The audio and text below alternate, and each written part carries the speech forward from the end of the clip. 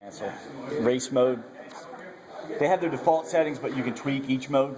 So race by default is Ducati traction control DTC level 2 of 8. 1 being the most, 2 being the min. It's wet. Engine braking control is by default level 1. The engine is 195 horsepower, high throttle response is what that indicates. And the DQS is Ducati quick shift, which is turned on. ABS is on setting 1, which is the race setting, which is only on the front. The back won't have ABS in case you want to lock up the back and initiate a turn sliding that way. Sport, it bumps up the traction control to level 5 by default. EBC is still set on 1, and the engine is 195 horse, but it's a lower throttle response. And I hate to say low because the thing is still honking fast, but it's just not real snappy jumping, so it makes it actually more rideable.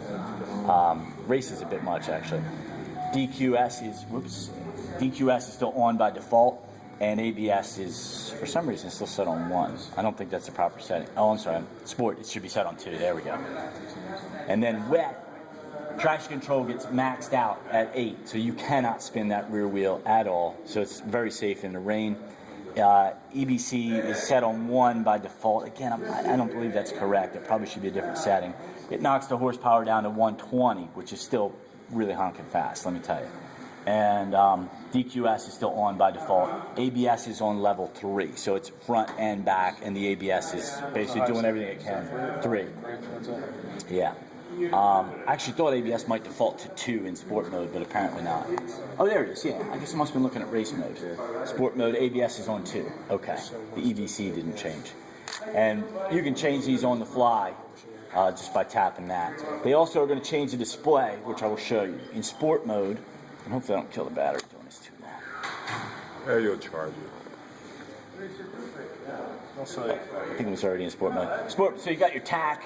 You'll see that the may cause you some alarm. The thing spins to 11.5 red line, but the orange portion of the tack starts at $6,000. That's just for the break-in.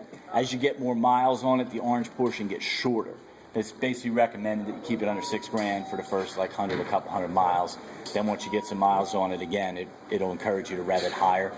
It shows miles per hour. Gear position is huge. It's the biggest number on the display. Shows you your odometer, your mode, which again is sport right now, traction control setting, engine braking setting, tells you your quick shift is on, your ABS is on level 2. If we put it into wet, it's going to show the same thing, but in race, it changes the display. It does a couple things. In race, you don't have a speedometer anymore, you have a lap timer showing. You still have your gear position as the biggest number. And if you're paying close attention, you see that the tack, the numbers actually shifted to the left, because if you're on the racetrack, 1 through 5,000 RPM is not significant to you. If you fall into one between 1 and 5,000 RPMs, you best be in the pits. So all you care about is what's over $6,000, so it stretches that out across the top of the tack so you can see it easier. That's the lap timer. It's triggered off the high beam flash. And then each time you click off a lap, now the bike's not running, so it's not going to work completely, but each time you would cross start finish, you can click off a lap. If you don't have the optional GPS plug-in that'll track you around the track. I'll go back to show you wet mode, just like that. It tells you in wet mode, tells you your traction control levels higher, DQS is still on. And again, you can customize each of these modes, the default settings. Drill down into the menu with the button here. You can drill down into the riding mode, and they'll let you tweak any of these modes. You can change the ABS settings, change the engine braking. DES. What is DES? Oh, suspension, electronic suspension settings.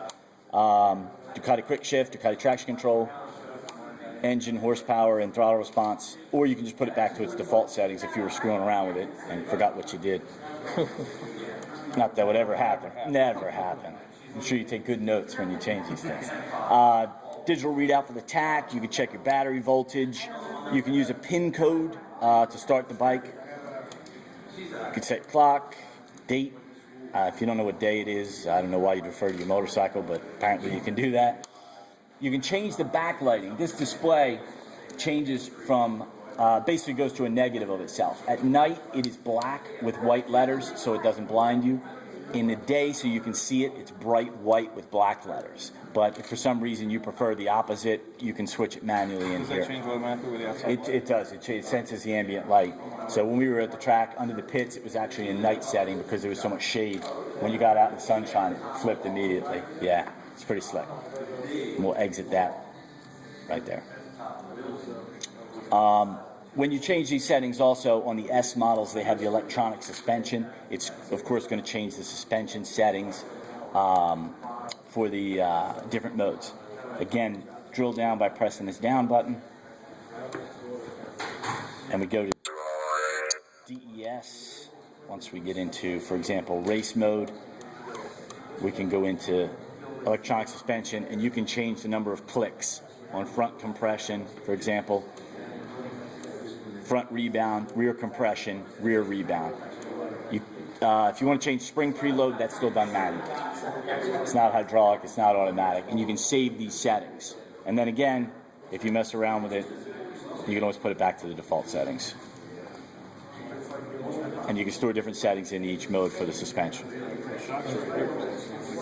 Yeah, it's not like it's hard to get to. And that's pretty much how all the cool bits work. Does anybody have any questions about those particular things? I can roll outside if you guys want to hear it run. I mean, you only heard it briefly coming in here. And take it back outside, start it up so we don't all choke. You mean it's not emission free? Actually, it does have, for anybody.